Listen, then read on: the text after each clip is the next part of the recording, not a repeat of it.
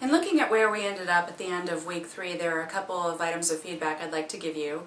With regard to the discussion board responses will get full credit if you respond to at least 3 others' postings in addition to your own posting. There seems to be a little confusion about that. Also, I'm looking for citations as another matter of grading. Broaden your frame of reference as well as your peers by including these citations, and that tells them, first of all, where you got your information, and second of all, where they can find it if they need to read up further on what you wrote.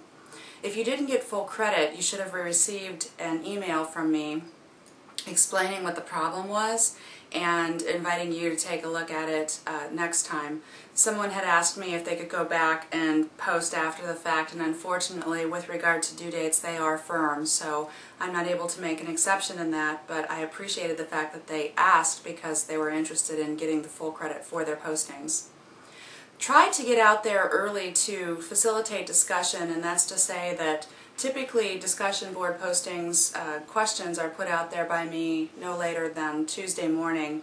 I'm trying to goal for Monday, and I have a bunch of them for the next several weeks ready to fire just after midnight on Monday. So they will be out there hopefully when you wake up, unless you're working midnights or something like that. But they will be out there, and if you can get your initial postings out there by, say, Wednesday, even Thursday, people have an opportunity to respond to what it is that you wrote, and that facilitates a richer discussion.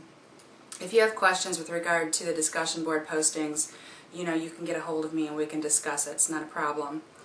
With regard to last week's lecture and models of instruction, I think it's important that an overriding point that I want you to understand is that there is a lot more to the story than simply the ADDIE model. Probably 95% of you in your discussions mentioned the ADDIE model.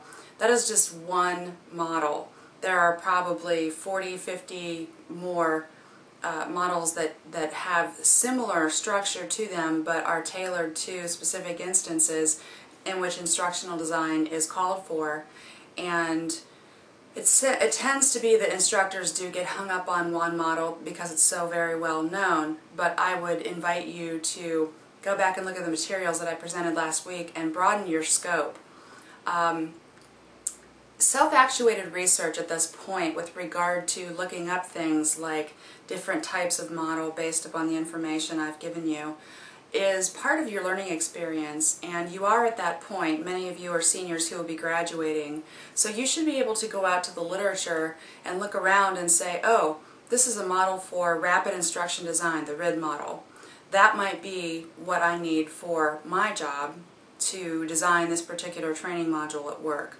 In any event, you should always be consulting the journals that I posted. There is a list of journals in the course documents, and some of the links will not fire, and I explained that in the posting when I put it in there, but in case you don't read the top of it, some of the links may not fire. This was a list that was compiled in amalgam from libraries belonging to ISU and Bowling Green State. I put this together for my own use, and I just cut and paste it for expediency purposes to put it out there.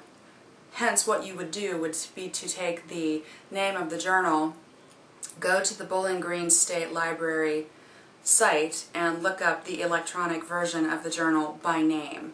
The links probably won't help you, so do be aware of that.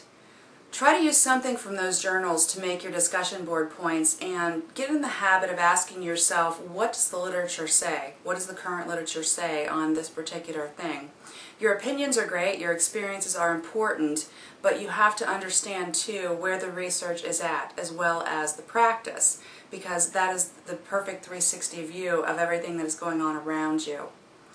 With regard to the checklist for synchronous interactions, there were a great number of you who hadn't even looked at this document prior to our Skype sessions last week. I would encourage you to go and look at that checklist every time that you have a synchronous interaction. There are valuable things that you need to pay attention to, such as calibrating your microphone and making sure that your video connection is stable, that if you're using a laptop that your camera is at eye height and stable and not moving around.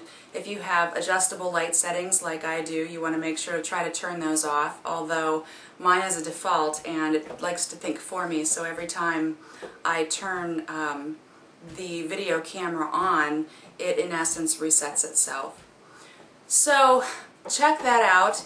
With regard to the video learning journal that is due this next week, this is supposed to be an item that reflects what you have learned so far, and it's also an item that will provide me some feedback as to the types of things that you are finding interesting in the course and things that are working for you. Looking down the road, you might want to look at the assignments list and say, you know, I've got this thing coming up and I can see how something I've learned in week 2 might feed it, but I need more information on X. Those are the types of things that I think will be fruitful in terms of reflection. And again, instead of doing a video journal every single week or a journaling entry every single week, I broke it up into 4 installments because I thought that it would be richer with information and a more meaningful experience. So those are 25 points apiece, and that is due by midnight on Sunday. Also due by midnight on Sunday is your capstone project topic selection, and I've gotten some feedback from you with regard to what you're considering doing in terms of topics. There will be an alternative capstone project model out there by the end of this evening. It's a different type of a project. For some of you who have already indicated that you've done this sort of thing before, it may be a more interesting problem to solve.